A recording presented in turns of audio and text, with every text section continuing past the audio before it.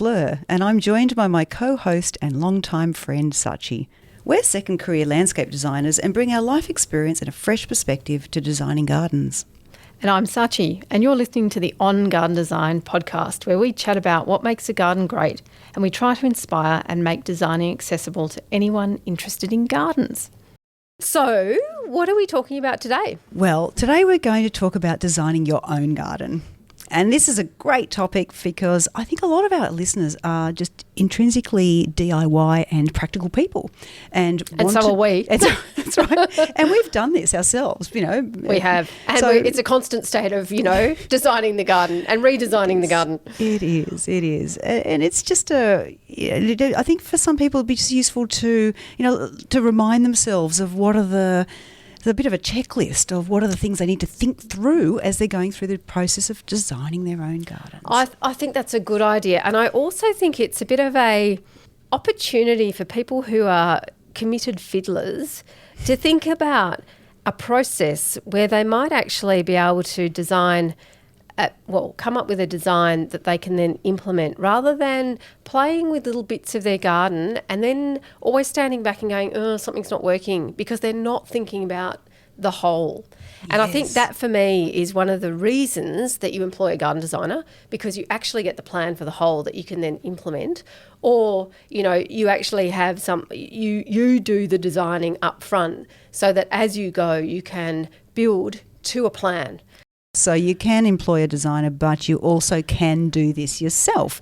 And I actually think that there's that budget side or that DIY savvy side, but also I think for some people there's just this sort of drive and challenge and interest in wanting to do this yourself. And that's where I started with my own garden, was I thought, you know what, I just want to learn how to do this. I want to give it a go. I find it the ultimate challenge. And in fact, I'd add to that, because I used to be an office worker, and, your creativity is somewhat stifled in the work environment often, particularly when you are in a big organisation like I was. And so this was a creative outlet, and, something where I could find a happy place on weekends too. Yeah. So I think there's probably other people that might relate to that. That's true. And, when I was doing my own garden, I got abs of steel.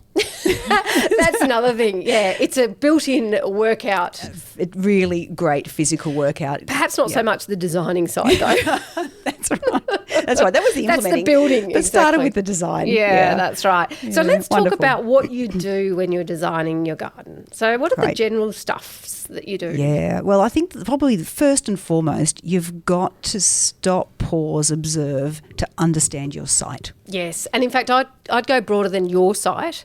I'd be saying you need to think about your climate, you need to think about your context, and in a very practical sense for me, I'm on the downhill slope of someone else and we are at the foothill of a mountain. So that also has an impact on my site. So it's about that context that you're in as well. Yeah, definitely. And, you just start to work out, what do you want your garden to do for you? So what are the functions you want to put in there? Do you want a swimming pool? Do you want intimate spaces or big social areas? Yeah, absolutely. Or a bit of both. Yeah, totally. The other thing I would say is that you need to think about, and this goes to context somewhat as well, what can and can't you do in a regulatory sense. So what does your council allow? What do you need approvals for? What do you need to think about when you're doing that, particularly if you want to DIY the implementation as well? Yeah, a bit of research. In fact, the best place to start with that kind of stuff is to, usually councils have websites. Yep. And so go to your local council and have a look under the landscaping regulations, because they'll probably nest in with the larger kind of country standards, but the council will be specific. Be very specific. Yeah.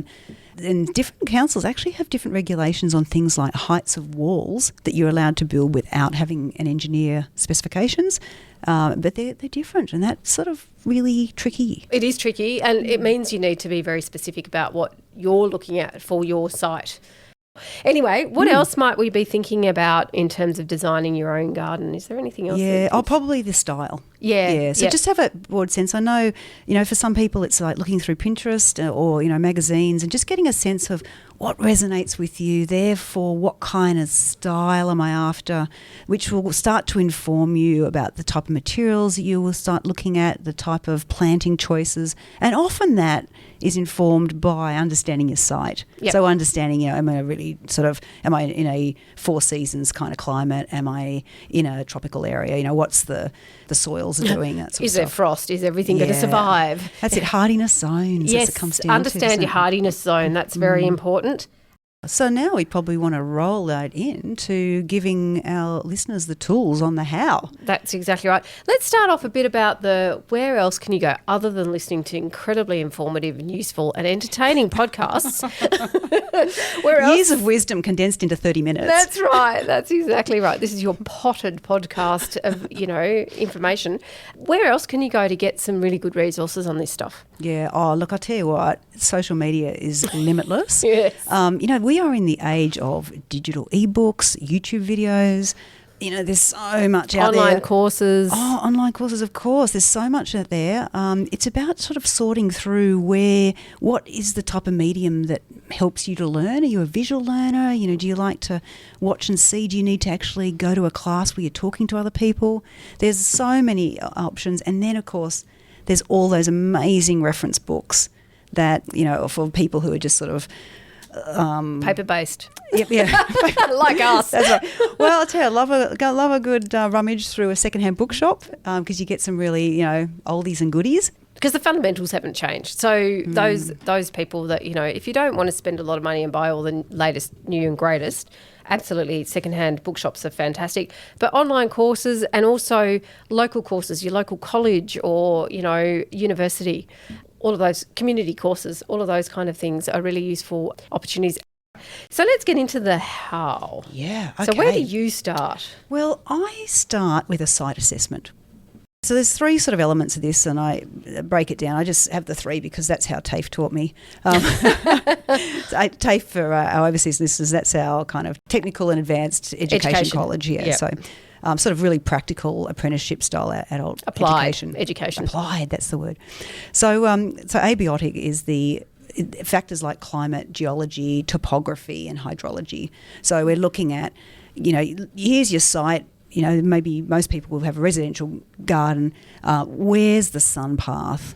What's your hardiness zone? What's the sort of, are you getting frosts? Are you getting, periods of torrential rain? What happens and how does it drain off? Your aspects. So where the sun path goes at different times of the year. Yeah, and where are the areas that are always in shadow. That's right. So really understanding those abiotic factors that you can't control. They're, the geology, sure you can build up your soils, but what is the base? What's the underneath? Yeah, are you just building onto rock? Have you got a really deep clay base? Have you got a shale base that you can work with? So really getting to know what's your start point, what are you starting with? And I guess it's a baseline survey, really. Yeah, that's right. Yeah. That's right. So you've done the abiotic. Okay, the next one is the biotic. Yep. And that's the vegetation and fauna factors, so plants and animals.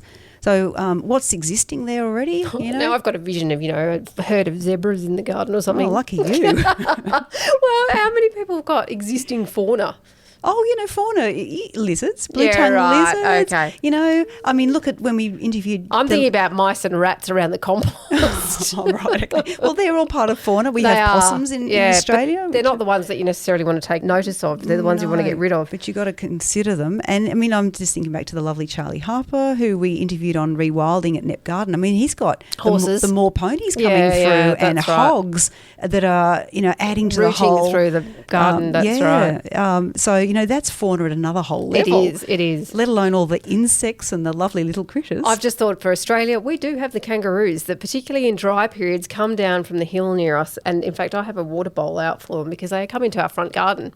It can be pretty scary coming around the corner and there's some roos grazing on the front lawn. And actually, I remember in real drought times when I was living in a country Victoria and the kangaroos would come all to the residential area And if you went to sort of walk near them, they'd growl at you. Yes, they They're can be like quite territorial. Yeah, stay away. That's Yeah. right. That's so right. they're Anyway, not all lovely. no, they're not. They look good though. They look good. They do. So they're the biotic factors. Okay, and then the next section is the cultural factors. So that kind of comes into a little bit of what you were talking about before, things where your limitations come because of human interaction and human intervention. So things like heritage restrictions. So that might give you immediately an idea of what you can and can't do. So we're talking about restraints and constraints. So property information, so your boundaries, utilities and easements. So anywhere that the government says this land ain't yours, or you've got to keep it accessible and open. There's got to be a thoroughfare to get to that easement at the back of the property. Or you can only plant these types of things in that space because otherwise it's going to hit our pipes or whatever it might be. Yeah. And can't build any structures there. Yeah.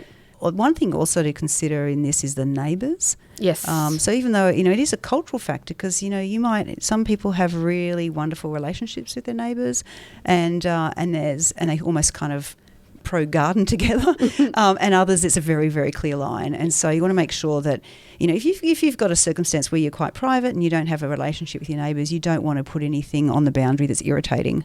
Like trees that will hang over and cause problems for them to create further friction. Unless there's so much friction, you actually want to create some more drama. There's a fraction too Yeah, much that's friction. right, exactly. But I was just going to go back to, I think it's really important, the utilities piece. So in addition to easements, like where are the power lines, for instance? If you've got overhead power lines, because that's going to impact where you might be able to put a large tree. So you need to look up as well as considering under. And septic tanks is another thing, particularly in Australia, in regional areas. You won't necessarily have a main sewage system.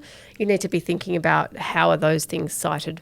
Yeah, and they've got to be accessible. I know they have Yeah. long pipes to get to them, but they still have to have a degree of access. That's right. And the other thing that's really irritating in residential gardens that you've got to cite is your water meter. So know where your water meter is because I can guarantee it's always in the wrong spot. Oh, totally. It is in the wrong spot. And you've got to work around it unless you pay to have it relocated, which is an expense, but it can be done. And in fact, the other thing that I would add to the site assessment is the structures on that property. So, where your house is, you need to know where your house is, but you also need to be thinking about, sheds or hardscapes that you want to keep and things that you might want to move, things like where does traffic go? That kind of thing as well. And even thinking about if you're going to do significant works, how might people access the site? That will be important too. If you've got a completely gated off garden or a garden with very narrow sides to get to the back garden, is there actually going to be any accessibility for machinery, for instance? That's such a good point. And I just, because you trigger me to examples and I think, maybe it's good to give an example. But I did a garden recently in Canberra where the front garden is, the client wanted that done first because the back garden is massive and it's so hard for him to get his head around that he said, look, I really just use the front garden and I'm quite a social person and neighbours come by and the kids play there. So we did the front garden first, anticipating the back garden needs to be done. The only way to get to the back garden is through the front. Yeah. And so what we actually did is this big sweep of a gravel kind of, it's like an avenue curve that you could almost think of it like a bit of a driveway that gets to the garden gate. But we made that out as sort of the open social space. So it opens up into a central circle and it's where the sitting space is. So it looks really deliberate. It looks part of the design, but it's deliberately done so that when they want to landscape the back, they can just drive heavy machinery over it. Yeah. And I not disturb everything else. Absolutely. I was just thinking about a design I've just done where actually we've taken the opportunity, do the back first, we'll take the gate out so that they can get machinery in there, and then we'll move the gate and rebuild it somewhere else, which actually works better for the design anyway. Yeah. So thinking that stuff through is pretty important. I know it sounds silly, but it's very practical and it's very necessary. Well, it also is efficient in terms of saving money. That's true. That's true. The last thing you want to do is, unassemble and then reassemble and unassemble or something again. Or step all over the beautiful work you've done. Yes, that's right. So what would you do next, Fleur? Okay, so what I'd do is I'd start with a pencil and a paper and I would draw a basic site plan. So, this can just simply be where, you put your parameters in, your boundaries, you put your the structures that we've decided we're keeping there, which is usually the house, maybe the driveways, sheds, a couple of things like that are there, and start identifying and citing the functions in that space. And I found some really good examples we'll put up on our Instagram where, as Fleur says, you're roughly mapping things out. And the kinds of things you might be thinking about are the public areas, the private areas, the utility areas. Parking is always a big one. Yeah. And Vegetable garden. Exactly, productive places. And any other those features and structures that you Swimming pool, that's a significant one. You know, exactly. like the gazebo, garden shed. Compost, bins, kids' play areas, bike all storage. of those things. That's right, exactly. So Fire pit. Oh, the list goes on. Exactly, it's endless. Chicken coop. Putt golf course, some people have. That's right, parkour course. So, you know, and it's interesting because every client has a different wish list. And so if you get those, it's almost sort of like, right, give me your functions, and then we start to Place them. And so, for example, you might start with, if you want to have a productive space, you've got to say, well, where is the space in my garden that pretty much gets up at least 6 hours of sun a day? And that should be the priority for your productive space. That's right. But you also want to be thinking, because this brings you into sort of the next part of your thinking, is do you want to make sure that your productive space is kind of closer to your kitchen or your laundry or wherever it is that you go in and out of? Because I know that and this is because I kept bits of my old garden, but my productive space is way too far away from my kitchen. It's a hike. And so I think twice about going down there when I need some herbs, for instance. So thinking about accessibility as well, you know, or are your kids actually going to use the sandpit if it's tucked down in a dark corner in the garden? When actually they always want to be near you, you know, so maybe you need it next to the veggie patch so they can play while you're veggie patching, that kind of thing. No, it's very true, and you've got to know your own lifestyle, you've got to know your tolerances. Some people love to entertain outside. That's right. But if you're moving food from your kitchen to an outdoor kitchen that's more than about 20 metres away, most people don't use it. No, that's right. So what's your next, like, I guess, you've done so the we've cited functions. Yeah, that's right. Layout. And we're sort of, I think in this sort of stage of drawing the site plan, identifying and citing functions, we're kind of just drawing bubbles on our map, and we're just sort of saying, look, this is a good spot for a bit of lawn, this is a good spot for a chicken coop. Yes. You know, so it's very, very broad bubbles. So you're also thinking about flow. Well, that's between my these next spaces. stage. Yeah. And I reckon that's the segue into the next stage is about, then when we look at these bubbles, we start looking at what's the connection between the spaces? Where do I want my paths to go? How do I want that to feel as I move between the spaces? What's the sort of desire lines around the garden? Desire lines. I like that. It's well, you often see that in public places. They'll build footpaths, but there's always a foot-trodden path through a lawn that is actually the desire line, because that's the way people actually want to go. That's right. Yeah, when they cut the corner or whatever it might be. Yes, I think designers have a lot to learn when it comes to those things, and that's why this is such an important time, because if you design something that's not practical or doesn't actually reflect what really goes on, it won't be used. And I just thought back to the point you made in the pet-friendly garden design episode, where you're talking about the desire line of dogs. You know, they tend to run in circuits around the perimeter. Yeah. So if you've got a dog that has a desire to do that, then I would suggest putting your paths around your perimeter and then bringing everything else inside. Water centre. Yeah, that's absolutely true. And so the other thing I guess you're thinking about at this time is, how do you link those areas? So you're thinking about flow, but you're also thinking about how might you make things link well so that it feels connected? Yeah. And that might be through using, I love a walk through arbour. Yeah, I know. I was going to say, we'll go to arbour here. Guaranteed, in any of my designs, you can guarantee getting like an avenue of trees or a walk through arbour, because there's that sense of coming into a transition zone and then opening out into another area, and I love that.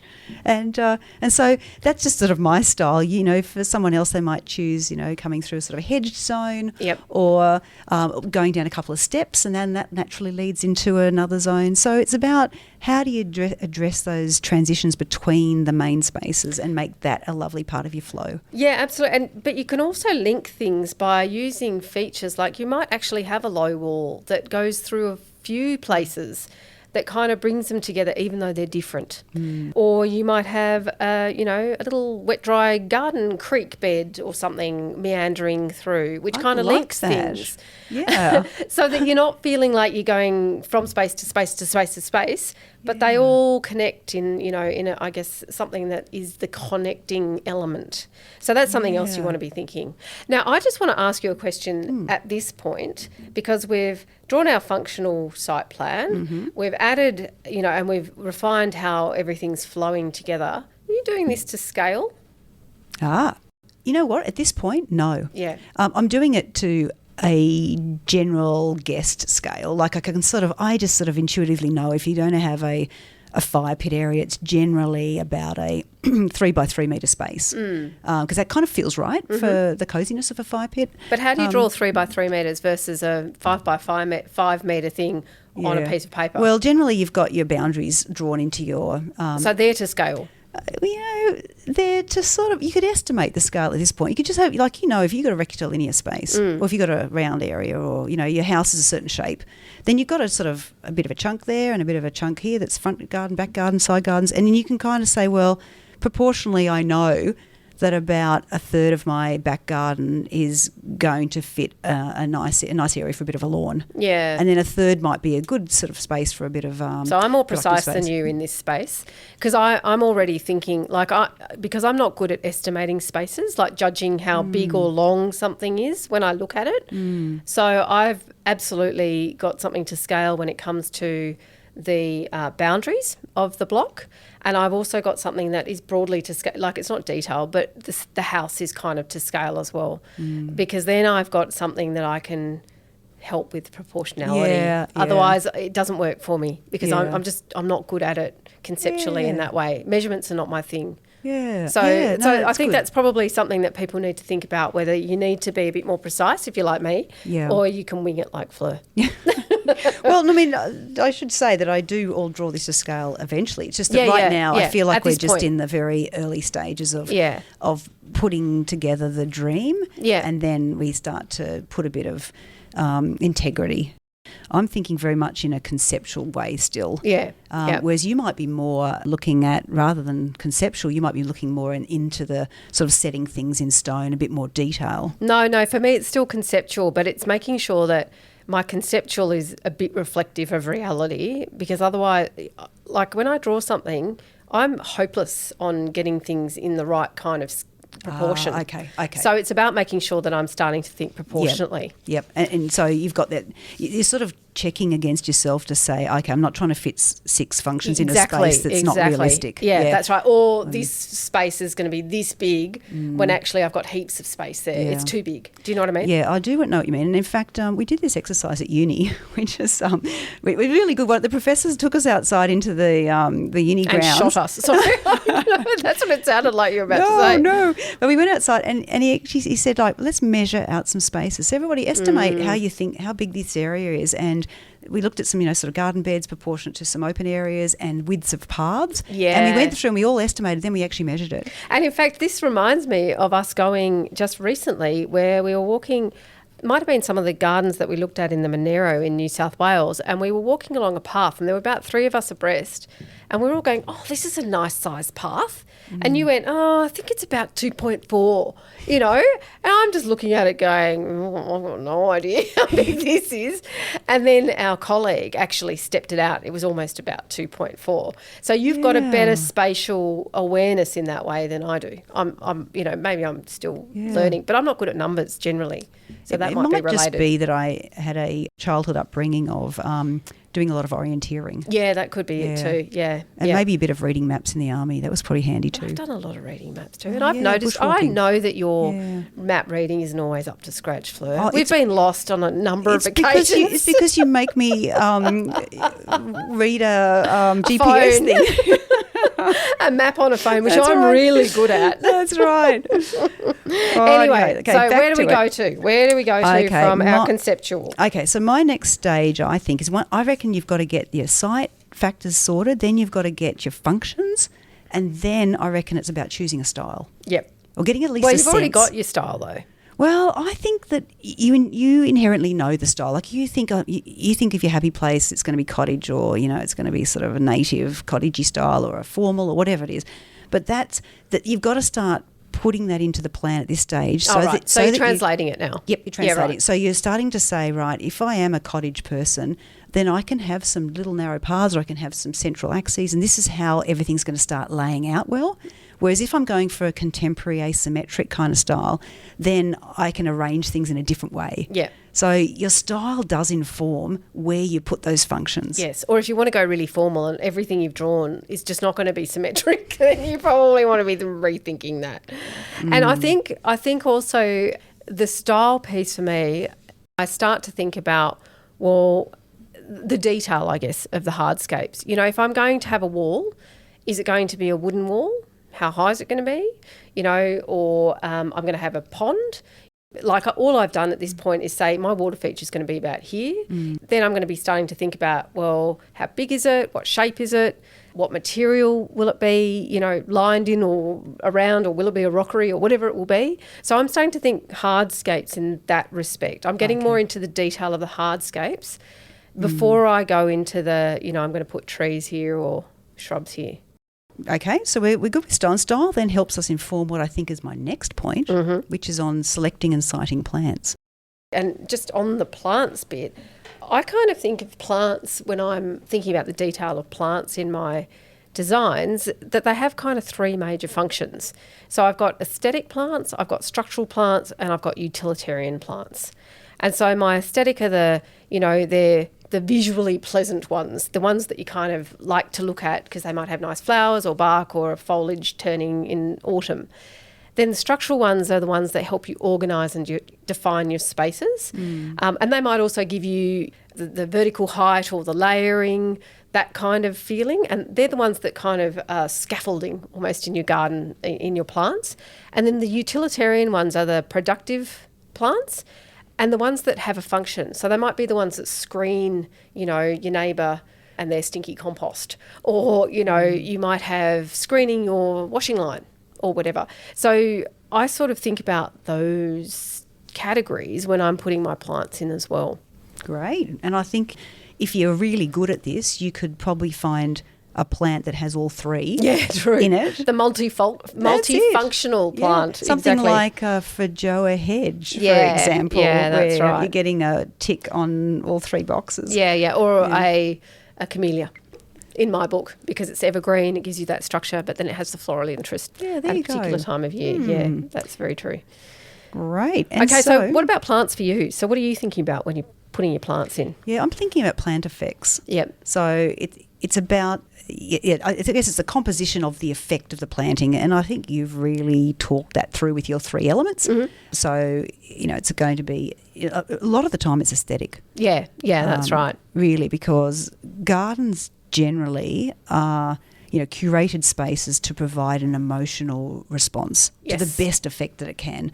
And plants have a huge impact on that. Yes. You know, and you and I, we walk into gardens, we as designers can feel that the bones are good and the layout and the structure and all that is, but most people walk into gardens and they go, oh, look at those flowers, or look at that, look at the, you know, the effect of those beautiful ornamental grasses. And so people are very caught with the emotional evocation of, is that the right word? Evocation? Evocation.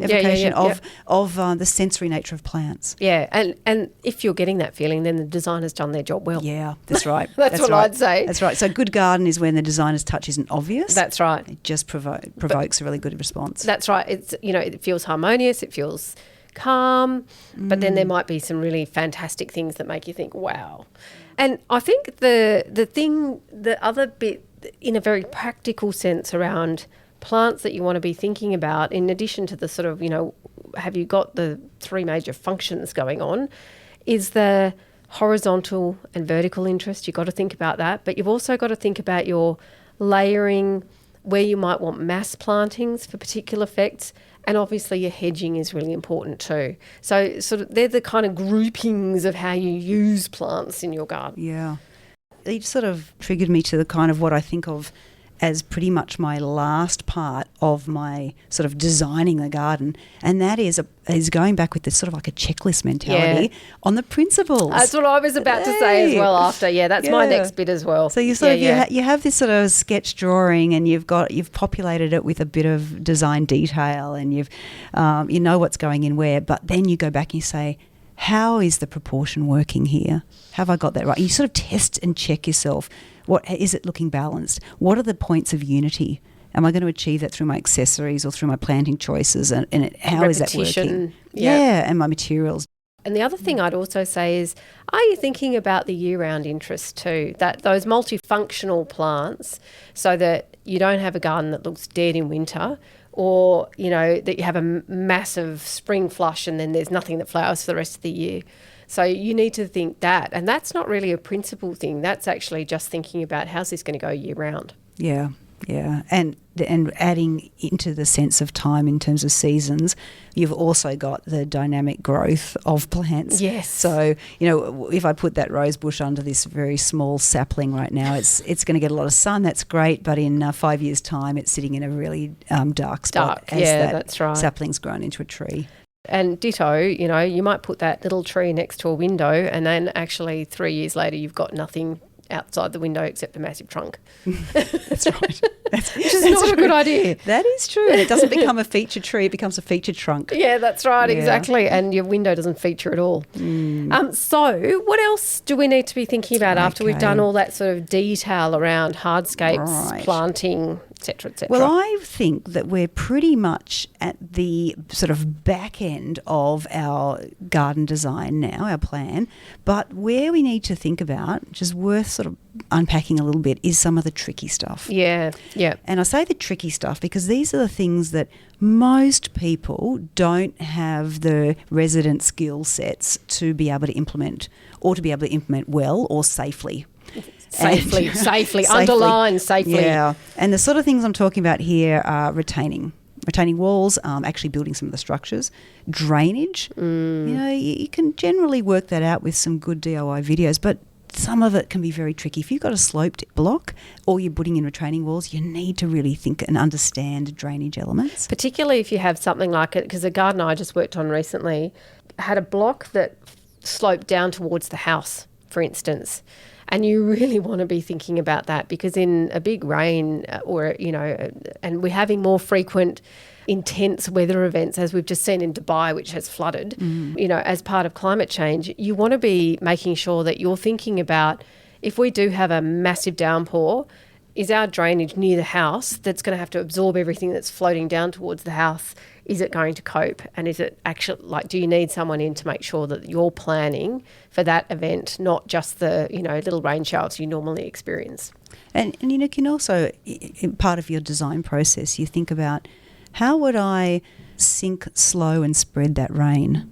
So it's not just about putting in a drain at the bottom of the slope, but it's about terracing, so you can slow the flow of the rain, and the rain can sink into the. And it's also about building up the soil, making more permeable surfaces, and also just better water management. Yes. So these are the sort of things that I get into the tricky space. And so if you're not feeling confident about how to best manage drainage, employ somebody to come and solve that problem for you. Yeah, so I'd say the same about lighting, because it involves electrical, ditto water features. Yeah, water features are a bit tricky because, you know, they definitely need electrical side, and sometimes they need special plumbing that kind of can refill the water feature without you having to top it up every day. And if you want a sophisticated irrigation system, that's the other time I'd be thinking about it. Although I'd encourage you to think about a sophisticated irrigation system, because we have a great one, which means that we can control it all on an app, even when we're on holiday.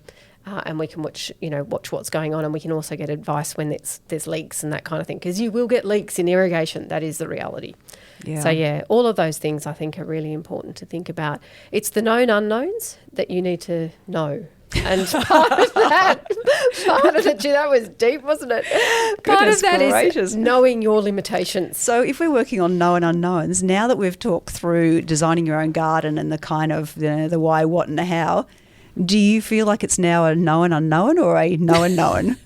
No, I think there are still known unknowns, but everyone has different known unknowns. They do, and that's probably the key. That's why we say if there's a tricky space that you're not good at, then just employ someone for that part. That's right. And you can still feel really good that you've challenged yourself to do the design. Yeah.